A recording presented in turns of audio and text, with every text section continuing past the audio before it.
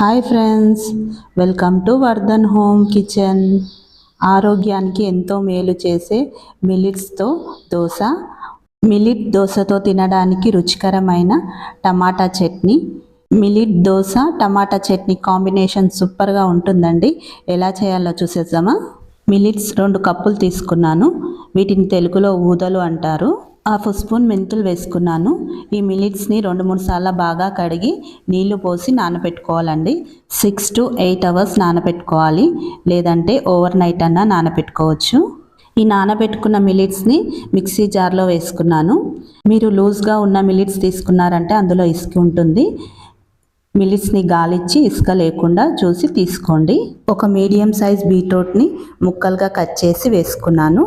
కొద్దిగా పచ్చి కొబ్బరి వేసుకున్నాను. ఇందులోనే హాఫ్ స్పూన్ సాల్ట్ వేసుకొని వీటినన్నిటినీ మెత్తగా రుబ్బుకోవాలి. రుబ్బుకునేటప్పుడు కొద్దిగా నీళ్లు పోసుకొని రుబ్బి పెట్టుకున్నాను. మెత్తగా రుబ్బుకున్న పిండిని గిన్నెలో వేసుకున్నాను. జార్లో కొద్దిగా నీళ్లు పోసుకొని ఆ నీళ్ళని పిండిలో వేసుకున్నాను. ఈ దోశ పిండినంతా బాగా కలుపుకోవాలి. ఈ మిల్లెట్ దోశ పిండిని రెగ్యులర్గా చేసుకునే దోశ కన్నా కొద్దిగా పల్చగా ఉండేలాగా చూసుకోండి. పిండిని ఒక 10 నిమిషాలు పక్కన పెట్టుకుందాము. దోశలోకి టమాటా చట్నీని రెడీ చేసుకుందాము. కడాయిలో సగం పావు నూనె పోసుకున్నాను. నూనె వేడెక్కిన తర్వాత 10 వెల్లుల్లిపాయలు వేసుకున్నాను. 12 పచ్చిమిర్చిని తుంచి వేసుకున్నాను. నేను టమాటా చట్నీని స్పైసీగా చేస్తున్నానండి. స్పైసీగా వద్దనుకుంటే కొద్దిగా వెల్లుల్లి పచ్చిమిర్చి తగ్గించి వేసుకోండి. పచ్చిమిర్చి వెల్లుల్లి కొద్దిగా వేగాక ఇందులో 2 స్పూన్ల పల్లీలు వేసుకున్నాను. ఈ పల్లీలను కొద్దిగా దూరగా వేయించుకోవాలండి. ఇవి కొద్దిగా దూరగా వేగాక హాఫ్ స్పూన్ జీలకర్ర వేసుకున్నాను. వీటినన్నిటిని కలుపుకుంటూ వేయించుకొని ప్లేట్లోకి తీసేసుకున్నాను.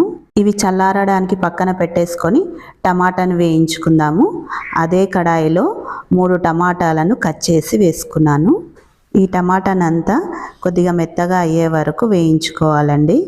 కొద్దిగా చింతపండును కడిగి వేసుకున్నాను. పావు స్పూన్ పసుపు వేసుకున్నాను. అంతా ఒకసారి కలుపుకొని మూత పెట్టి ఈ టమాటాను మగ్గించుకోవాలి. ఇందులోనే హాఫ్ స్పూన్ సాల్ట్ వేసుకున్నాను. ఈ టమాటాను మధ్య మధ్యలో కలుపుకుంటూ మెత్తగా అయ్యే వరకు ఉడికించుకున్నాను. మిక్సీ జార్లో వేయించి పెట్టుకున్న పల్లీలు పచ్చిమిర్చిని వేసుకున్నాను. టమాటాను కూడా మొత్తం వేసుకొని కొద్దిగా కొత్తిమీర వేసుకొని ఈ టమాటా చట్నీనంతా మెత్తగా రుబ్బి పెట్టుకున్నాను. గిన్నెలో వేసుకొని పెట్టుకున్నాను. చట్నీకి పోపు పెట్టుకుందాం. ఇప్పుడు 1 స్పూన్ ఆయిల్, ఆవాలు, జీలకర్ర, ఎండుమిర్చి, కరివేపాకు వేసి పచ్చడిలో పోపు వేసి పెట్టుకున్నాను.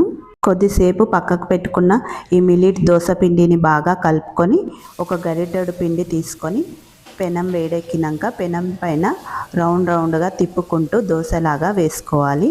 దోశ పైన కొద్దిగా ఆయిల్ వేసుకొని దోశకంతా ఆయిల్ రుద్దుకొని మిల్లెట్ దోశ పైన మూత పెట్టి ఈ మిల్లెట్స్ దోశను మీడియం ఫ్లేమ్లో 1 నిమిషం వరకు ఈ దోశను కాలనివ్వాలి.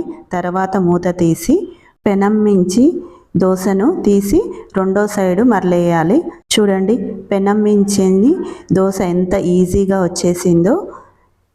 ఇంకో సైడు కూడా దోశను 1 నిమిషం వరకు కాలనిచ్చి తీసుకోవాలి. చూడండి దోశ ఎంత బాగా వచ్చిందో. ఇంకొక దోశ వేసి చూపిస్తాను. పెనం వేడెక్కినాక మీడియం ఫ్లేమ్లో పెట్టుకొని ఒక గరిటెడు పిండి పెనం పైన వేసుకొని వీడియోలో చూపించే విధంగా పిండిని గరిటెతోటి రౌండ్గా తిప్పుకుంటూ దోశలాగా వేసుకోవాలి. ఊదలతో చేసిన ఈ మిల్లెట్ దోశ రెగ్యులర్ దోశ కన్నా కొద్దిగా ఎక్కువ టైం పడుతుందండి కాలడానికి. ఈ మిల్లెట్ దోశ క్రిస్పీగా వస్తుందండి. ఒకవేళ మీకు మెత్తగా కావాలంటే ఇందులో కొద్దిగా పిండి రుబ్బేటప్పుడు పావు కప్పు అటుకులు వేసుకొని రుబ్బుకోండి. అప్పుడు మెత్తగా వస్తాయి. క్రిస్పీగా కావాలనుకునే వాళ్ళు ఇలానే వేసుకోవచ్చు. చూడండి దోశలన్నీ ఎంత బాగా వచ్చాయో. ఈ దోశలకు రెగ్యులర్ చట్నీ కాకుండా టమాటా చట్నీయే చాలా బాగుంటుందండి. మిల్లెట్ దోశ టమాటా చట్నీ రెసిపీ మీకు నచ్చితే లైక్ చేయండి, షేర్ చేయండి, కామెంట్ చేయండి.